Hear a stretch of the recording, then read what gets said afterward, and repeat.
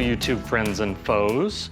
I'm here with my brand new Bison made in Poland Set Tru chuck.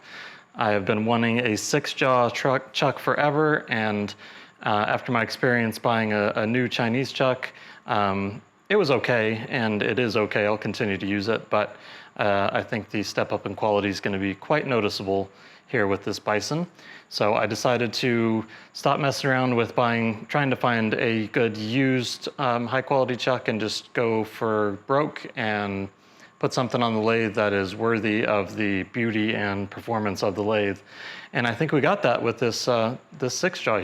There are nicer chucks out there, but for what I do, this is beyond, nice enough.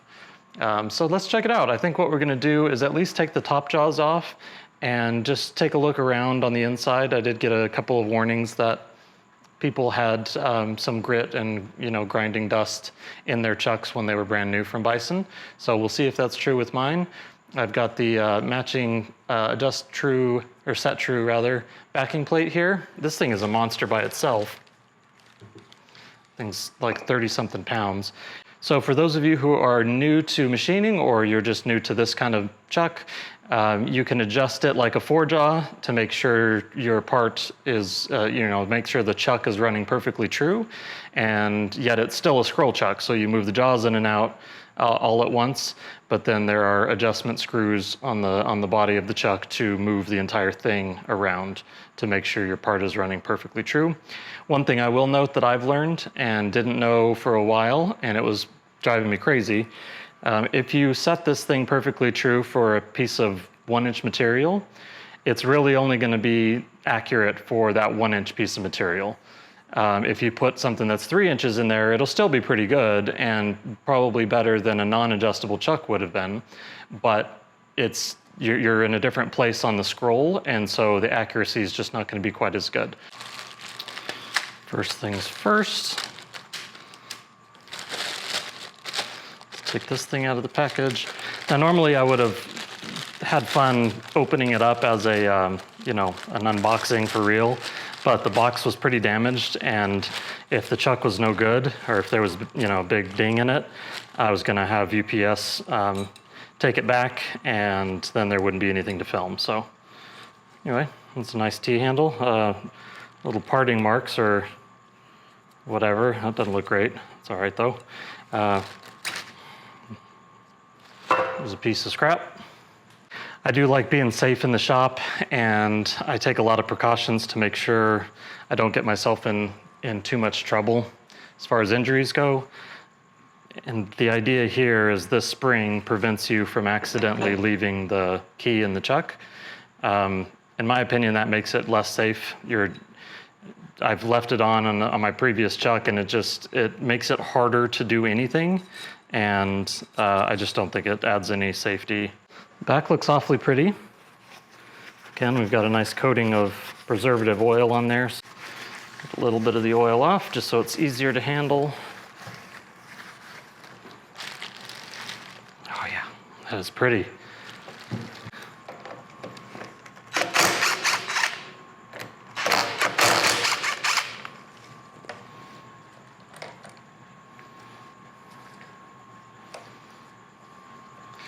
Who doesn't love brand new stuff? Man, this is awesome.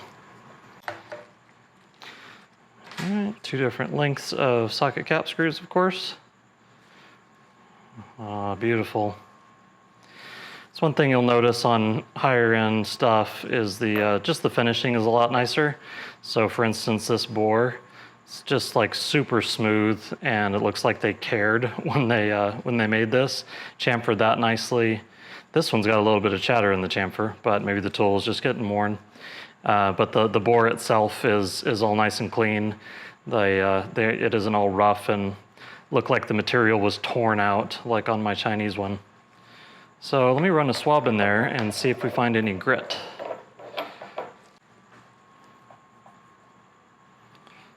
And yes, we do. But that grind, look at that grinding. That is just almost smooth as glass. It's beautiful.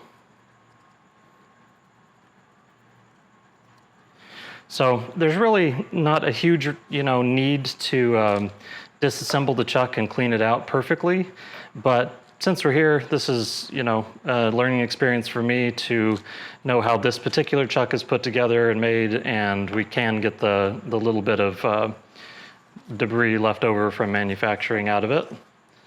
And it'll just be interesting to look at. So why don't I go ahead and get all the top jaws off. Or we could take them off separately, but you know, let's clean them, or I'm sorry, we could take them all off entirely, but it's easier to get the top jaws off while they're still held in the chuck. So I think I will speed you guys up right about now.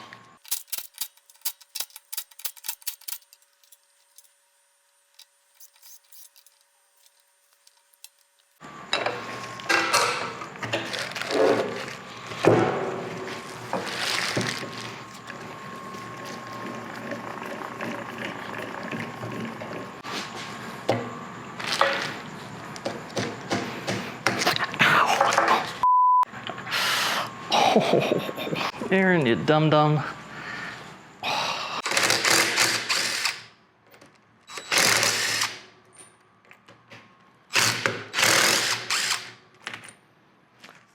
It's really nice having this around. This is a hog ring anvil impact gun, 3/8. This thing has been really, really nice to have. It's nice and small, and it's nice and compact, but still has pretty good power. DeWalt part number DCF883. I've had this for years, and it's always done good in automotive and in machine work. I'm not sponsored by DeWalt, but if they wanted to sponsor me, I might say yes. All right, so I'm a little bit confused.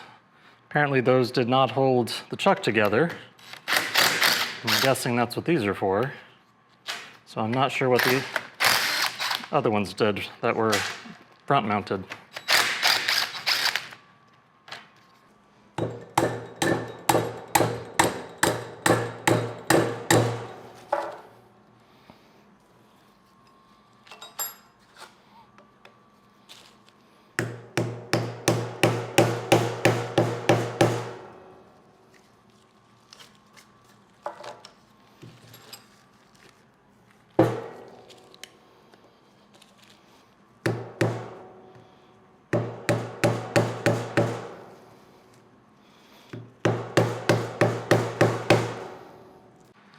This is one of those times when being an American and buying something from any other country is annoying, because this is all metric hardware, obviously, and it does have these jacking screws to lift the backing plate off of the back of the chuck off of the front body. But I don't have those screws because they're metric, and I have very little metric hardware. So I'm having to do this the hard way. If it weren't 9 o'clock at night, I would maybe just go to Home Depot and see if they had the right size, just to get something to help me out. You may be able to see it in there. There's the dowel alignment pin.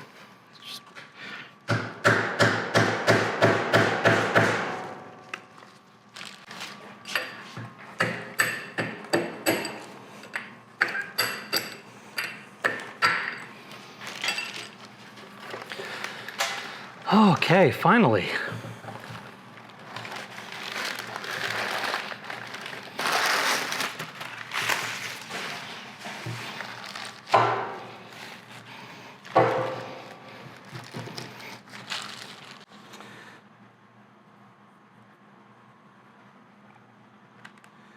All right. Just kind of sampling the grease to see how clean it is. Because if some of this doesn't need to be, you know, completely removed and re-greased, it's obviously unworn. And if there's nothing in here that needs to be replaced, let's not replace it. And so far, so good. I don't really see anything. There was a little bit of junk here from my little Delrin wedge that was busting apart when I was splitting it. But other than that, I don't see any contamination in here, so that's good. This is why swabs are such an important part of your shop arsenal. You could do that with a paper towel, but it'd be annoying. Swab gets right down exactly where you need it.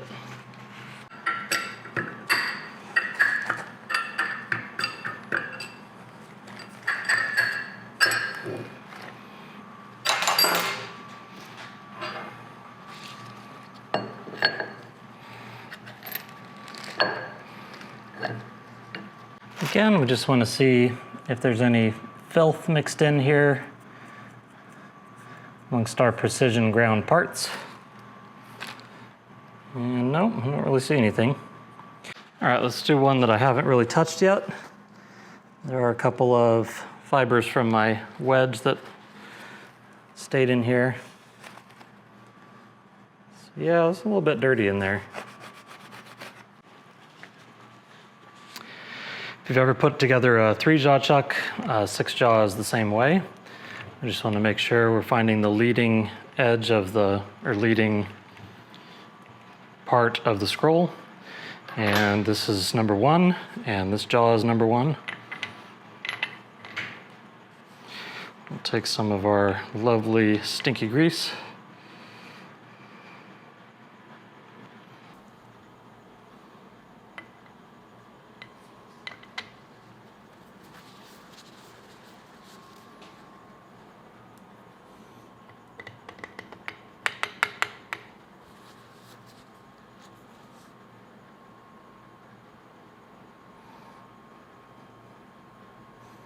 Some of you guys really like to harp on me about, oh, why don't you get your hands dirty, Aaron? And it's not that I have a problem getting my hands dirty, it's that when I'm messing around with the camera, I don't want to put a bunch of molly grease all over my camera. It is a very expensive piece of equipment, and I want to treat it so that it lasts a long time. And part of that is just keeping my hands clean so I don't get grit and filth all over this very expensive piece of electronics. So anyway, if you don't like that I try to keep my hands clean and I wipe them more often than you think a person should wipe their hands, I think that says more about you than it does about me. But whatever, you can have your opinions.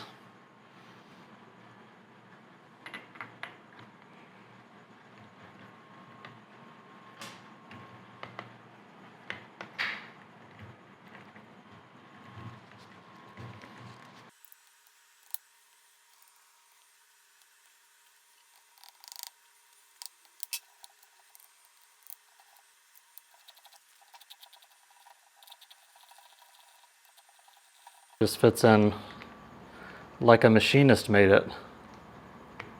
Beautiful.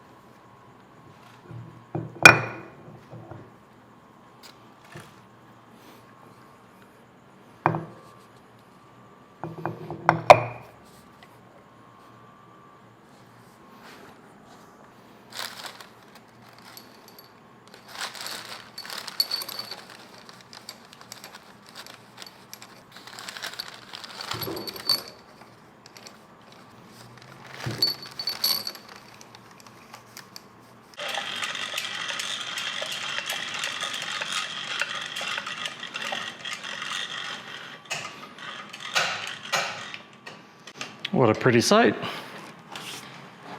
It's not in exactly the right spot.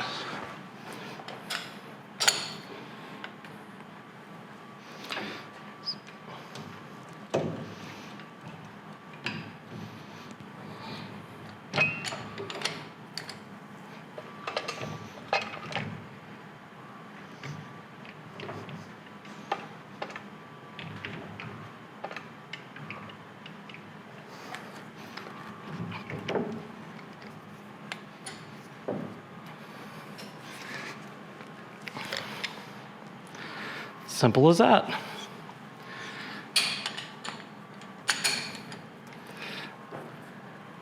I like to try and get at least 2 of the cam locks onto the chuck before I pull away the sky hook.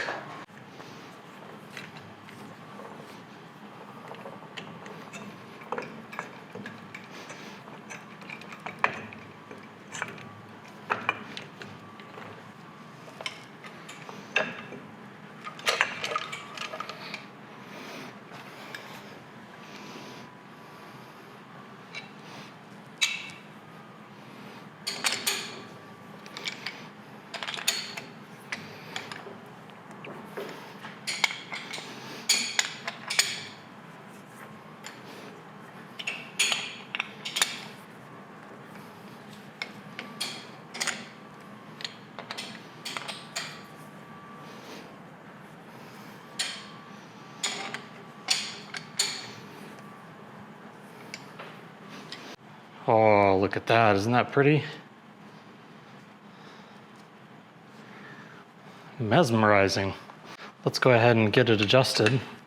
I've got a hardened and ground mold leader pen for injection molding. And these things are good if you need something that's fairly cheap, but reasonably accurate. It's not like Thompson shafting, but it is pretty accurate.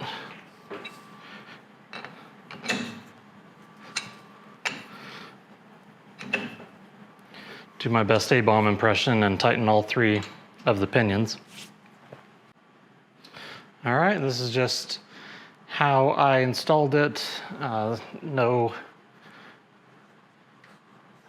No effort put in yet, so it's off, yeah, right at 10,000. So that's not unexpected. So what we'll do is go ahead and feed in our adjustment screws after I drop that.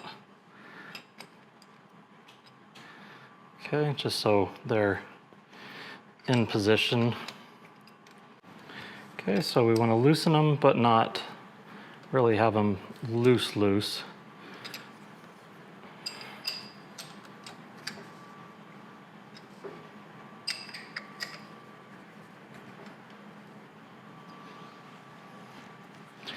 So those 3 screws are the only thing holding the chuck onto the backing plate. But now that those are hanging loose, we can use our adjustment screws to get that run out taken out of the chuck. So that's 4.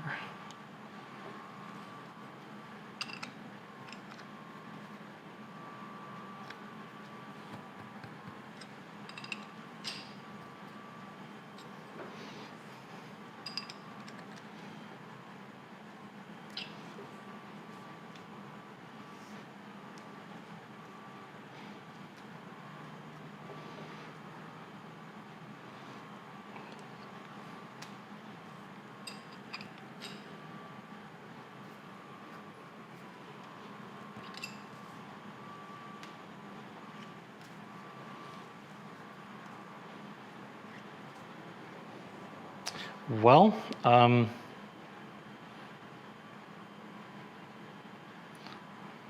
made that look easy for once. Normally I have to fidget around and keep going too far and have to come back. So we are already less than half, well, maybe about half. So we're gonna go to our, this is kind of our low spot. If we tighten that up just a little bit, even less wiggle.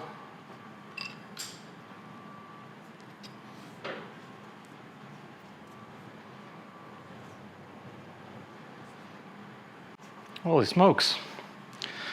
Well, that came out pretty good. Why don't we put a tenths indicator on here just for funsies?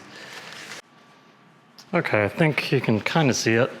I need my camera stand over here, but I've got my anti-fatigue mat down and am running out of gas here. It's been a long week. Friday night as I'm filming this. Hopefully you guys will see this video this weekend. So yeah, let's see where we're at. That's tenths indicator, so there's 2 tenths, 2 tenths the other way. So yeah, we're under a half. And since we're here, might as well see if we can tighten some of that out.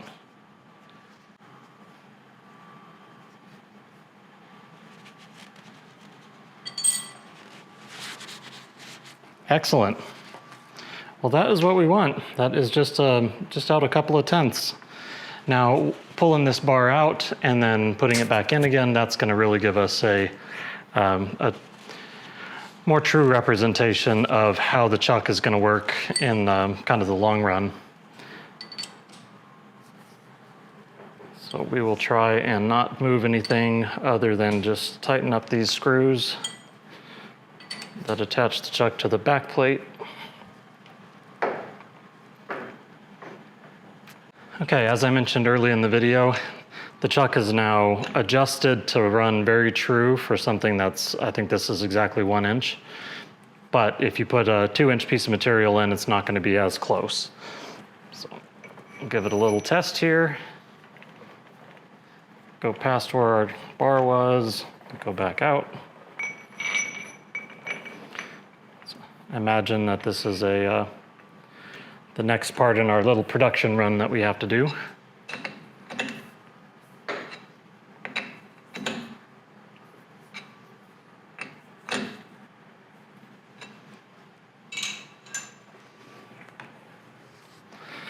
And we'll just go with the 1,000th indicator. Drum roll, hopefully it's close. Oh, look at that. So it's maybe a tiny bit more, like 4 or 5, I don't even know if that's 5/10, but anyway, we'll call it 5/10. So repeatability, I think the claim on this chuck from Bison is 6/10, so we're a little bit better than their promised repeatability. Excellent. So the last thing to do, we want to fire up the lathe and put a diaper on this thing. I'll show you what I mean in just a second.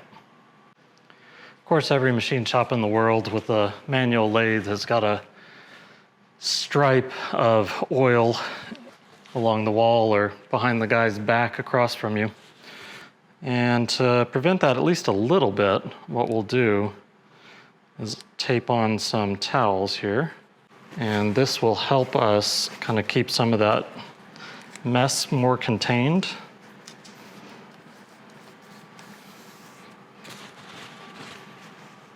So that as that centrifugal force tries to force that oil and some of that grease out, it will have a place to land that's not my face.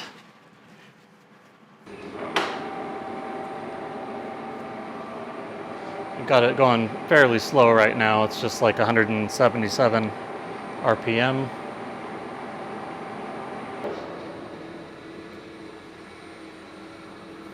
Yeah, getting some coming out. I'll leave this going for a few minutes and bring you back. Okay, it's been on spin cycle for a few minutes anyway.